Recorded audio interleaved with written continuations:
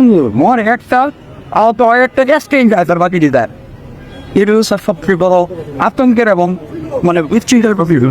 Sir গুলি করি মরে একটা আহত একটা চায়ও একটাই, বাকিটি যায় না। এভাবেই সাবেক স্বরাষ্ট্রমন্ত্রীকে ব্রিফ করছিলেন তৎকালীন পুলিশ কর্মকর্তা, আর এটি সামাজিক যোগাযোগের মাধ্যমে ভাইরাল হয়। তৎকালীন স্বরাষ্ট্রমন্ত্রীর আদেশক্রমে ছাত্র জনতার উপরে নির্বিচারে গুলি চালিয়ে ক্ষমতায় টিকে থাকতে চেয়েছিল ফ্যাসিস্ট হাসিনা সরকার। অবশেষে 5ই আগস্ট ছাত্র জনতার গণ অভ্যুত্থানে হাসিনা সরকারের সব এমপি মন্ত্রীরা বিভিন্ন দেশে পালিয়ে যায়, সাথে স্বরাষ্ট্রমন্ত্রী আসাদুজ্জামান খান কামালও নিজে আত্মগোপনে থাকেন।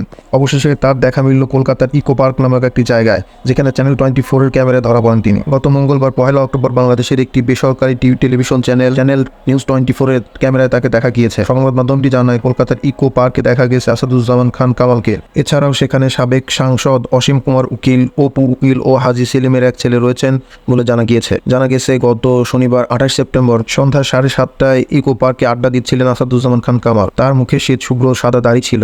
এ সময় তার সাথে আরো কয়েকজন ছিলেন, তবে সেখানে কিছু বাংলাদেশি জড়ো হয়, তাদের আড্ডায় বেশিক্ষণ টেকেনি, দ্রুত সরে যান তারা। এ সময় পার্কে থাকা কয়েকজন বাংলাদেশি নাগরিক সংবাদ মাধ্যমটিকে বিষয় নিশ্চিত করেছেন। পার্কে দায়িত্বে থাকা ব্যক্তিরা জানিয়েছেন বাংলাদেশিরাও ইকো পার্কে বেড়াতে আসেন, তবে এখন সংখ্যায় কম। এদিকে আসাদুজ্জামান খান কামালকে ধরতে দেশে 4 দফায় অভিযান চালিয়েও ব্যর্থ হয় আইন শৃঙ্খলা রক্ষাকারী বাহিনী, কিন্তু তাকে ধরতে না পারলেও এর মধ্যেই তার ছেলেকে গ্রেপ্তার করেছে পুলিশ। উল্লেখ্য, গত 5ই আগস্ট ছাত্র জনতার আন্দোলনের ফলে দেশ ছেড়ে ভারতে যান শেখ হাসিনা। তৎকালীন এই প্রধানমন্ত্রীর পতনের পর তার সরকারের প্রভাবশালী মন্ত্রী ও এমপিদের একের পর এক দুর্নীতি সামনে আসে, সেই সঙ্গে চলছে মামলা ও গ্রেপ্তার।